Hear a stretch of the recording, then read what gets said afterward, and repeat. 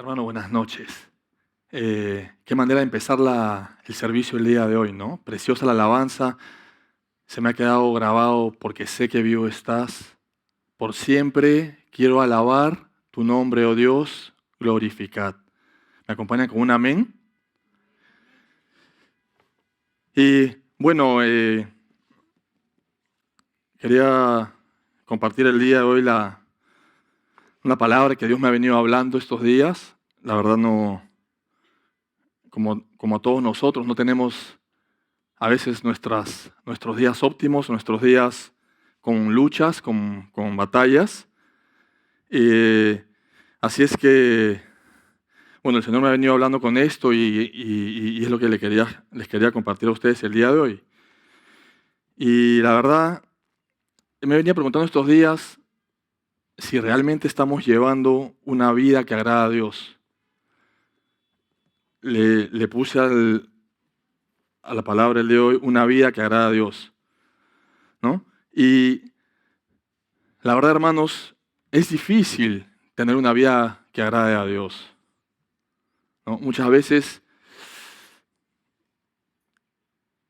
nos cuestionamos si es que estamos dando la talla ante Él, si estamos haciendo lo que Él realmente nos dice y si realmente somos dignos de su admiración también.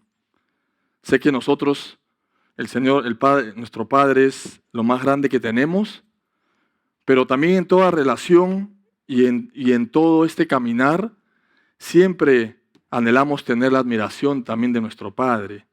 Entonces, tenemos una vana manera de vivir, ¿no? Y quiero enfocarme aquí el día de hoy también en nuestra vida antigua o en nuestra vida del día a día, que a veces, ¿sabes? Muchos de nosotros, o la mayoría, hemos vuelto a nacer al recibir al Señor, pero igual en este caminar tenemos altibajos. Entonces, nuestra vida antigua, y recordemos todos los placeres, lujurias del mundo, nuestras ataduras, todos los problemas que tenemos, que realmente a veces no nos dejan tener una vida que agrada a Dios. Y me incluyo primeramente yo aquí, el día de hoy, ¿no? De un mil de ataduras que tengo y que muchas veces mi testimonio y mi vida no le agrada a Dios. Y hay que siempre, pues, tener un watch out, ¿no? Parar, analizar, hacerte una autocrítica, que estás haciendo mal, que no agrada a Dios. Quería empezar con Colosenses 3, del 5 al 10, y esto se titula en la Biblia La vida antigua y la nueva. Y dice: haced morir, pues, lo terrenal en vosotros, impureza, pasiones desordenadas, malos deseos y avaricia, que es idolatría.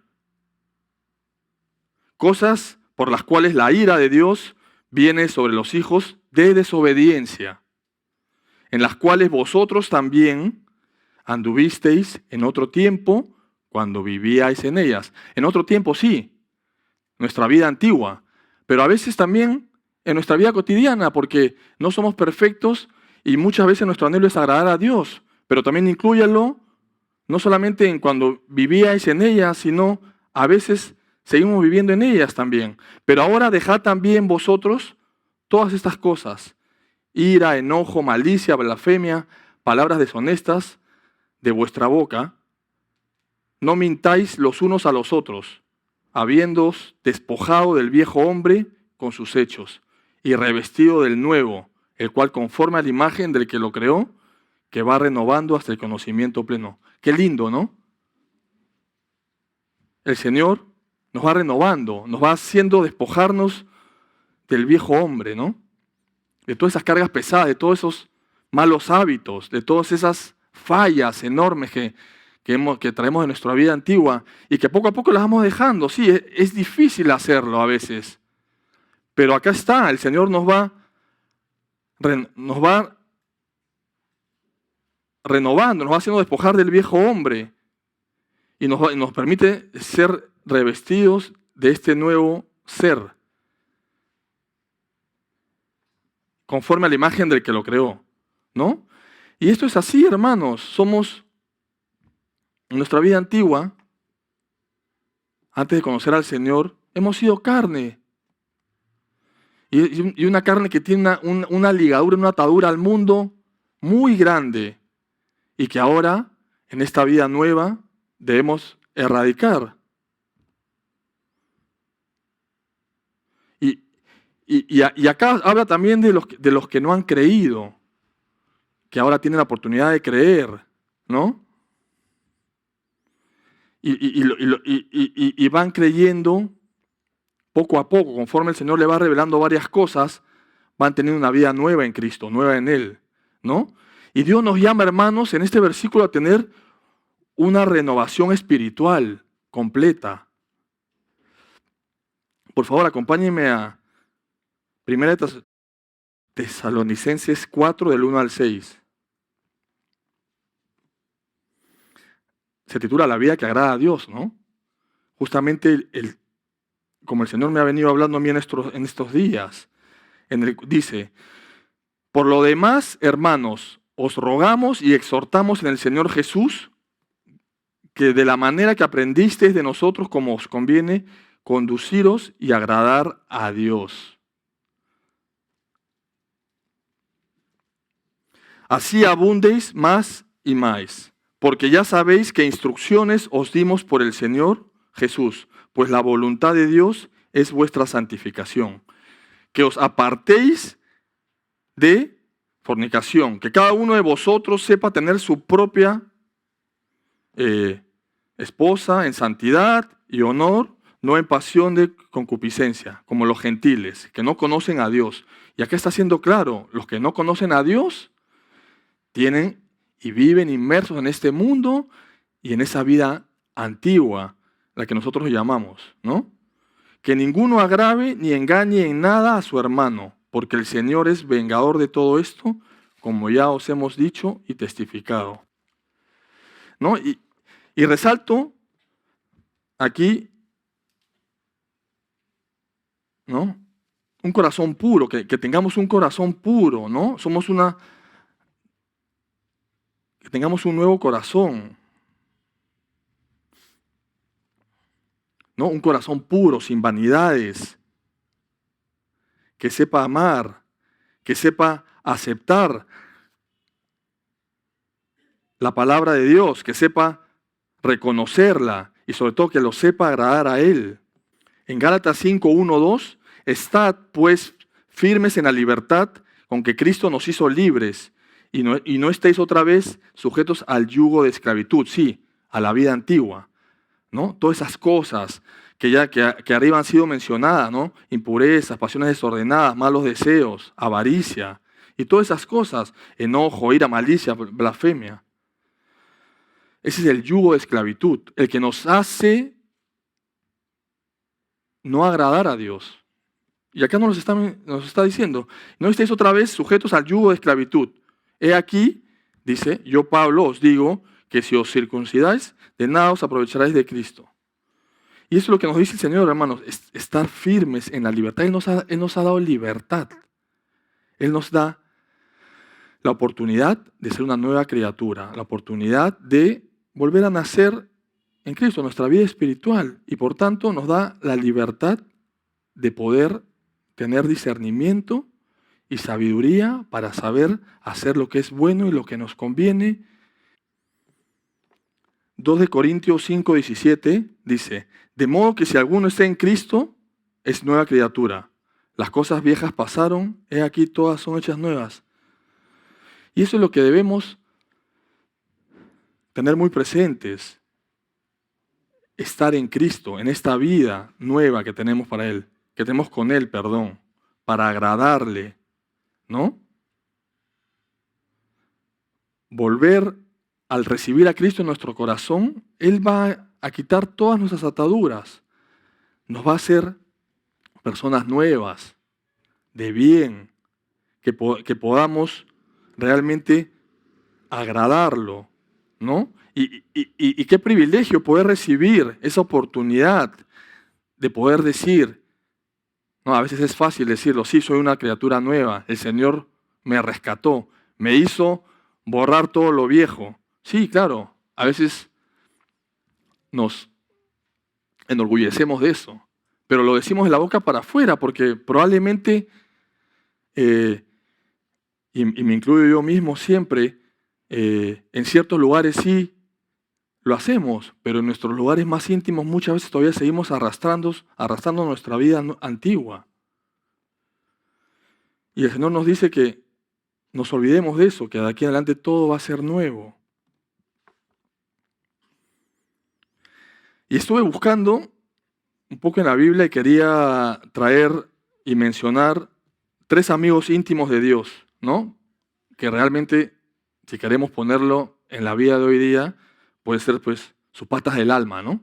Entonces Dios tuvo 3 patas del alma, o 3 amigos íntimos que Él los consideró y que tuvieron una vida agradable a Él, ¿no? Entonces sabemos que a lo largo de la historia, Dios ha elegido algunos seres humanos para que sean sus amigos íntimos, como les mencioné, y estos profetas tuvieron un modo de vida que le agradó a nuestro Señor. Voy a mencionar a 3, Abraham, David y Daniel, y los consideró amigos suyos. En Génesis 22, 18, Dios le dice a Abraham, has escuchado mi voz, ¿no? Qué hermoso, ¿no? Poder tener ese grado de empatía, de relación que te pueda decir, has escuchado mi voz. Y si tú realmente la has escuchado, ¿no? Has sido obediente a su voz. Y es lo que le dice a Abraham, has escuchado mi voz. Porque sabemos que después, y lo voy a mencionar después, que Abraham fue obediente.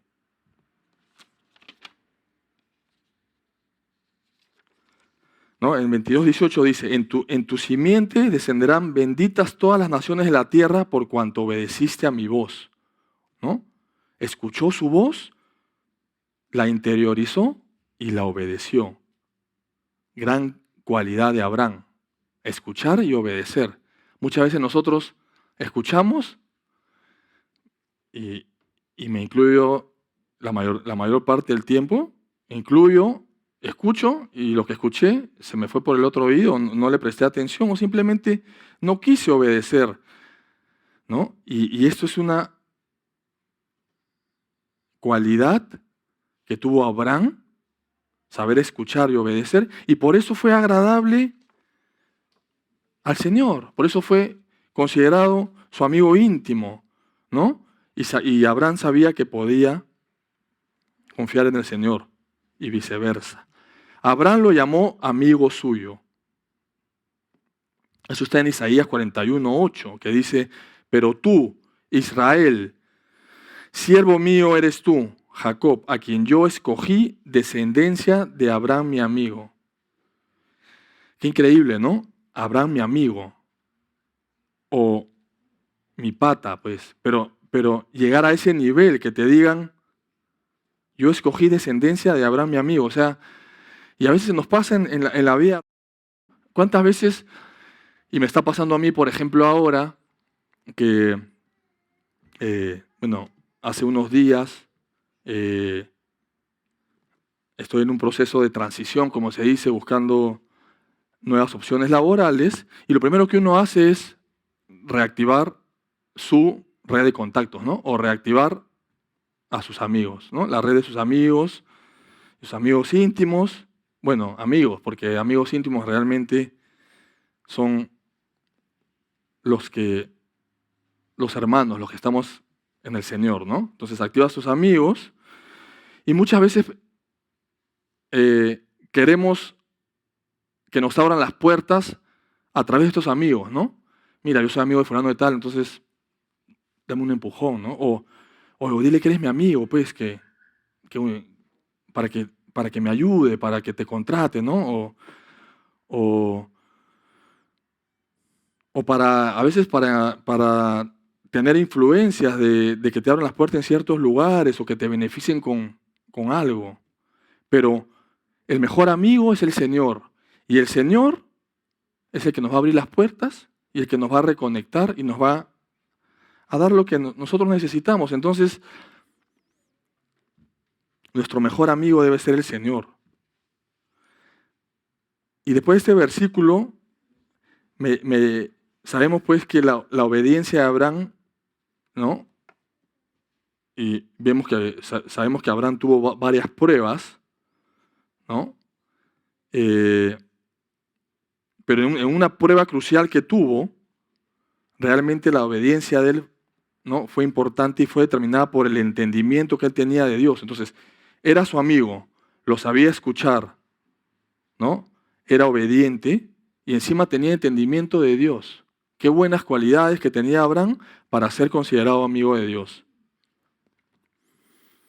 En Santiago 2:23 dice, y se cumplió la escritura que dice, Abraham creyó a Dios y le fue contado por justicia y fue llamado amigo de Dios. Entonces ya estamos viendo de que Dios lo llamó a Abraham amigo suyo. Vemos que sabía escuchar, ¿no? Interiorizaba la palabra del Señor, tenía la cualidad de obedecer. Y también sabíamos que Abraham no solo creyó, obedeció. ¿Qué más hizo? Aparte de saber escuchar, tenía una fe muy grande. Era un hombre con corazón abierto. Sí, un poco indeciso, porque a veces nos cuesta tomar decisiones y estar seguros de que la decisión que tomamos es la real. Pero era un poco indeciso, pero creyó fielmente a la palabra de Dios. Y eso lo hizo tener una relación mucho más estrecha aún con el Señor. Ahora hablemos de David. Vayamos a Hechos 13:22. Dice, quitado les levantó por rey a David, de quien dio también testimonio diciendo, he hallado a David, hijo de Isaí, varón conforme a mi corazón, quien hará todo lo que yo quiero. ¿No? A diferencia de Abraham, otro amigo de Dios, David, tenía un corazón conforme al corazón de Dios. Y que Dios estábamos seguros que iba a hacer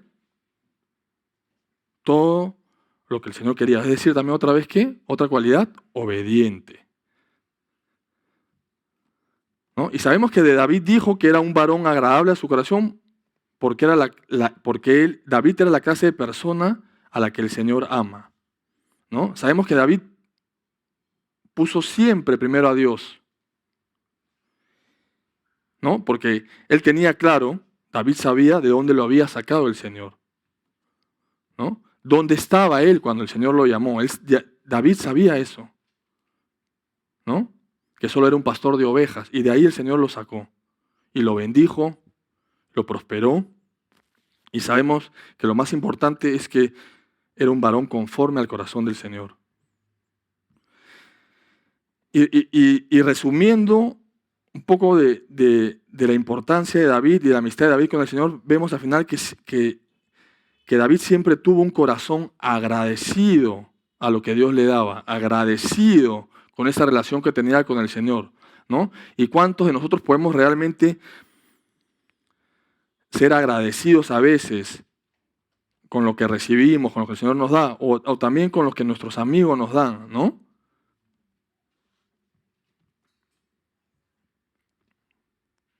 Y el otro profeta del que quiero también mencionar es Daniel.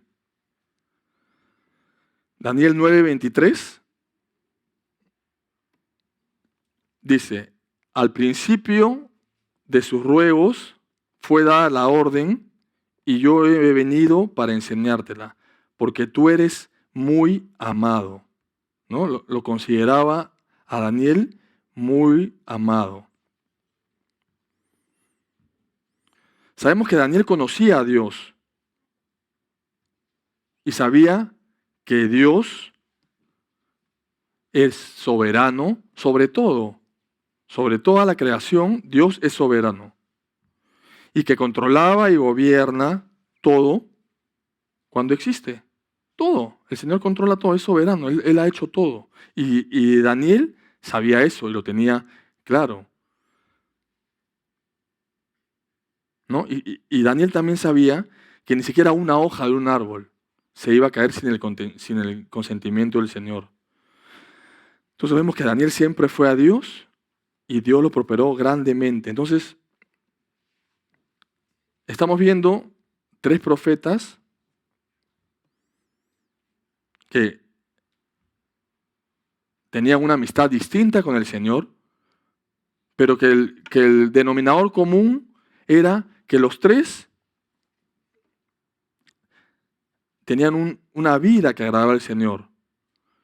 Y podemos resaltar que Daniel fue demasiado amado, que David tenía un corazón agradable al corazón del Señor y que Abraham fue obediente, ¿no? Y los 3 establecieron una buena amistad con el Señor porque también ellos hacían cosas que agradaban a Dios. No era que teniendo esa amistad con Dios se empeñaban en malograrla, sino al contrario, en ser luz para los ojos del Señor, confiar en Él. Preguntémonos nosotros, todos los que estamos acá, ¿por qué los considero, además de todos los que les he mencionado a ellos, sus amigos íntimos? ¿Será algo más que hicieron para realmente tener ese beneficio y ese privilegio de tener una relación cerca con el Señor? ¿No? Yo creo que,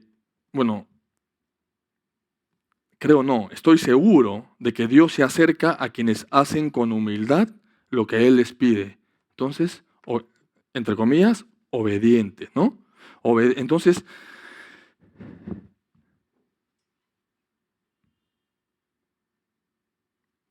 ¿no? Y en un ejemplo, por ejemplo, que está en Jeremías 7:23, no tienen que ir, pero dice, obedezcan mi voz, les dijo a los israelitas, y ciertamente llegaré a ser su Dios y ustedes mi pueblo. Entonces, ¿qué está diciendo Dios aquí? Obedientes, obedezcan mi voz. Es todo lo que el Señor nos pide para tener una amistad con Él. Yo quería también, además de hablar de estos 3 profetas, mencionar 5 formas de cómo nosotros podemos agradar a Dios. Y la primera es mediante la obediencia.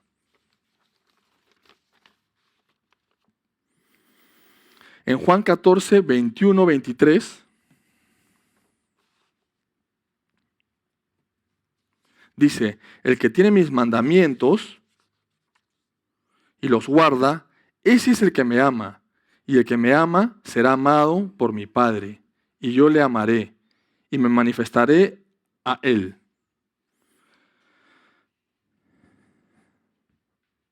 Y en el 22, le dijo Judas, no el de Iscariote, le dijo, Señor, ¿cómo es que te manifestarás a nosotros y no al mundo? Y respondió Jesús y le dijo, el que me ama, mi palabra guardará. Y mi Padre le amará y vendremos a él y haremos morada con él. En el 24, que no tienen que ir, dice, el que no me ama no guarda mis palabras, y las palabras que habéis oído no es mía, sino del Padre que me envió. ¿No? Guarda mis mandamientos, sé obediente a mis mandamientos. Eso hace el que ama al Señor. Y el que ama al Señor será amado por su Padre. Y el Padre de nuestro Señor se manifestará a él.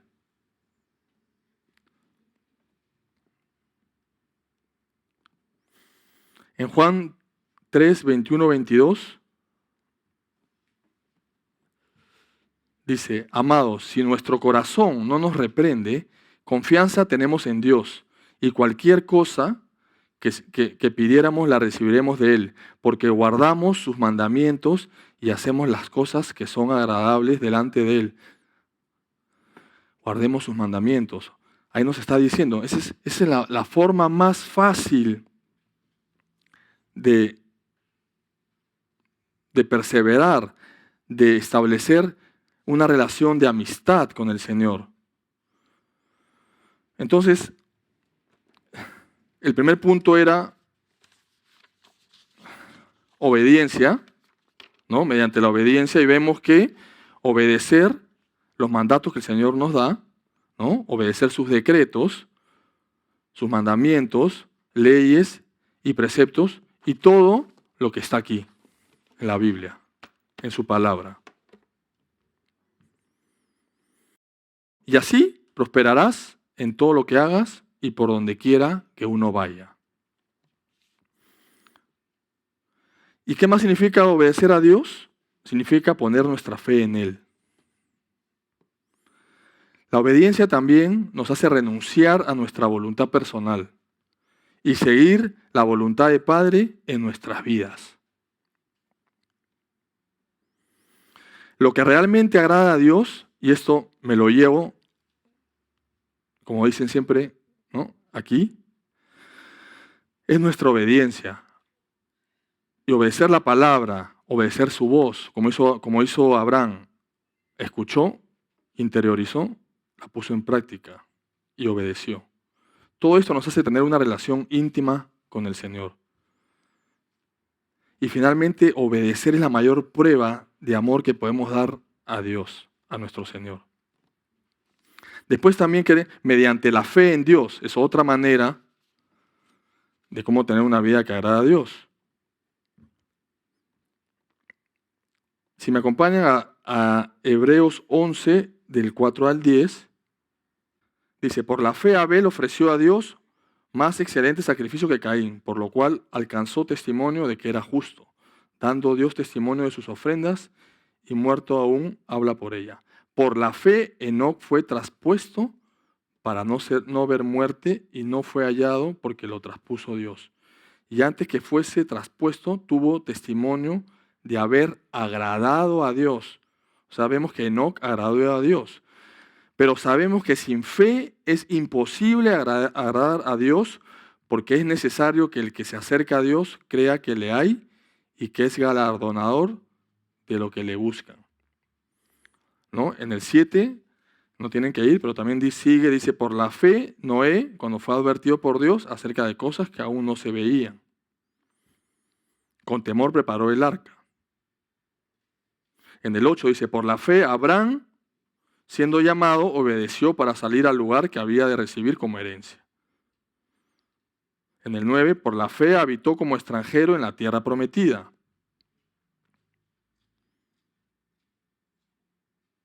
¿No? Y en el 11 dice, por la fe también la misma Sara, siendo estéril, recibió fuerza para concebir. Entonces estamos viendo que mediante la fe también tenemos una posibilidad y una gran parte para agradar a Dios. ¿No? Entonces, ¿qué podemos resumir? Confianza, rendición y dependencia absoluta de nuestro Creador. Acercarse a Dios, ¿no? Que Dios galardona a quien le busca, pero que recibir el galardón es lo más importante y debería ser lo más importante en nuestras vidas y en esta relación con el Señor. Y veamos también que la vida de Enoc, ¿no? La vida de Enoc, como le dicen a Enoc, estuviera contigo en la eternidad. Y sabemos que Jesús se lo llevó a Enoc. Otro punto es temor a Dios. En el Salmo 128, 1 al 2 dice, bienaventurado todo aquel que teme a Dios, que ande en sus caminos. Cuando comieres el trabajo de tus manos, bienaventurado serás y te irá bien. En Proverbios 9:10 dice, el temor de Jehová es el principio de la sabiduría. Y el conocimiento del Santísimo es la inteligencia. ¿No? Y no quiero redundar mucho en esto, pero por ejemplo también en Proverbios 8:13 dice, el temor de Jehová es aborrecer el mal. ¿No? Y en el 1:7 dice, el principio de la sabiduría otra vez es el temor de Jehová, los insensatos desprecian la sabiduría y la enseñanza. Pero si vamos al significado bíblico del temor de Dios sabemos que es sobre una actitud o posición ante el Creador. Muchos suelen confundir como algo malo. Pero en las Sagradas Escrituras, o sea, aquí en la Biblia, se esclarece en varias ocasiones que se trata de un término positivo. No te sientas menos por ser temeroso de Dios. Al contrario, siéntete privilegiado. Ese temor de Dios es el temor que te va a educar, que te va a ayudar a ser obediente, ¿no? El avisado ve el mal y se esconde. Entonces veámoslo como un término positivo. Este sentimiento se enfoca al respeto con el Señor. Además, es una muestra de la libertad que tenemos, ¿no? Que nos ha sido otorgada para tener la libertad de hacernos responsables de nuestras acciones. Y tener temor a Dios es un regalo reverente que el Señor nos ha dado. Resumiendo el tema del temor a Dios, saber que no debemos cuentas a nadie más que a Dios por nuestras acciones. Temamos actuar en contra de su voluntad. Temamos deshonrarlo con nuestras acciones, ¿no? Actuemos con rectitud, amor y bondad, no solamente hacia nuestros familiares, que son los más cercanos a nosotros, sino también hacia nuestro prójimo. Y sé que es difícil muchas veces, ¿no? El otro día dije, voy a ser yo el primero en mostrar amor a mi prójimo, aún así sea vituperado, ¿no? Y estaba manejando y un taxista, bueno, tuvo ahí una reacción un poco compleja y la verdad se me salió. La primera reacción que yo siempre tengo es querer defenderme, querer decirle algo que lo va a humillar, pero en este sentido fue, ¿no? Tratar de poner en práctica eso, amar al prójimo, decirle Dios te bendiga, no pasó nada, no te preocupes, perdóname si hice algo mal. Mostrar amor, mostrar ese corazón que nos da el Señor. Temer tomar a la ligera el peso y la importancia de lo que Dios nos ha llamado y del ministerio que nos ha dado, ¿no? En el servicio también, no tomarlo a la ligera, ¿no? Y tener temor del pecado. Y ese temor acerca de cuán pecaminoso somos. Está en Juan 7:17 y dice, el que quiera hacer la voluntad de Dios, conocerá si la doctrina es de Dios o si yo hablo por mi propia cuenta. El que habla por su propia cuenta, su propia gloria busca. Su propia gloria, su propio yo, su propio crédito, que lo alardeen, que lo veneren. Pero el que busca la gloria del que lo envió, este es verdadero y no hay en él injusticia. En Josué 22:5 dice, solamente que con diligencia cuides de cumplir el mandamiento y la ley que Moisés, siervo de Jehová, os ordenó, que améis a Jehová vuestro Dios y andéis en todos sus caminos, que guardes sus mandamientos y le sigas a él y le sirvas de todo nuestro corazón y de toda nuestra alma. ¿No? Bueno, y en Juan 2:27 dice, pero la unción que vosotros recibisteis de él permanece en vosotros y no tenéis necesidad de que nadie os enseñe, así como la unción misma os enseña todas las cosas y es verdadera y no es mentira, según ella os ha enseñado, permaneced en él. Y acá no tienen que ir, pero hay varios versículos que habla de la voluntad, de hacer la voluntad de Dios. En Salmos 48 dice, me agrada, Dios mío, hacer tu voluntad. Tu ley la llevo dentro de mí. En el 143 dice, enséñame a hacer tu voluntad, porque tú eres mi Dios, que tu buen espíritu me guíe por un terreno sin obstáculos. Entonces, hermanos, hacer la voluntad de Dios es una elección libre y voluntaria de cada uno de ustedes y de cada uno de nosotros, de actuar conforme a lo que el Señor nos manda. Resumamos algunas cosas de la voluntad del Señor ¿De qué podemos sacar de aquí? Cumplir sus mandatos, hacer lo que Él te diga. No tiene pierde, hazlo. Tú que estás sentado ahí, yo que estoy parado acá, hazlo, sin chistar. Haz lo que Él te dice. Poner primero a Dios en tu vida. Y mata tu carne. Y aviva la palabra de Dios.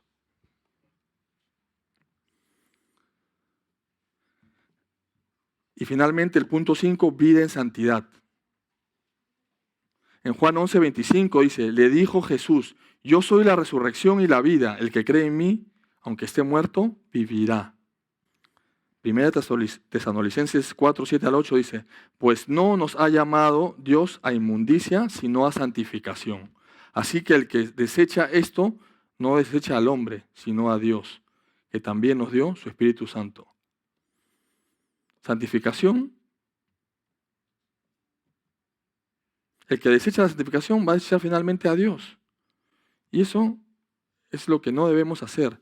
La genuina santidad es la que Dios produce en nuestras vidas a través de su Espíritu Santo, ¿no? En nuestros corazones. Es el Espíritu Santo el que produce en nosotros el deseo de hacer lo que agrada a Dios. Y a la vez alejarnos de todo lo que nos pueda contaminar y frenar en nuestro crecimiento espiritual. La forma en que podemos vivir en santidad es, pues, mantenernos firmes en el Señor y en el poder de su amor y misericordia. Y ya para terminar, hermanos, yo quería decirles solamente de que, y estoy seguro que cualquiera de ustedes, el día que haga una fiesta de cumpleaños o el día que celebre su cumpleaños en su casa, se lo garantizo que va a invitar a sus más amigos, a sus más cercanos y no a sus conocidos. Y eso es lo que quiere el Señor. El Señor cuando venga no va a decir, tú fuiste mi conocido, sí, por ahí te vi, diste manotazos de agón, en algún momento leíste la palabra. No, va a decir, tú fuiste mi pata del alma, yo a ti te quiero, ven conmigo. Entonces, hermanos, seamos esos patas del alma del Señor, no los conocidos, porque el día que Él venga, créeme que no te va a agradar que ser su conocido, sé su pata del alma. Que Dios te bendiga, hermano.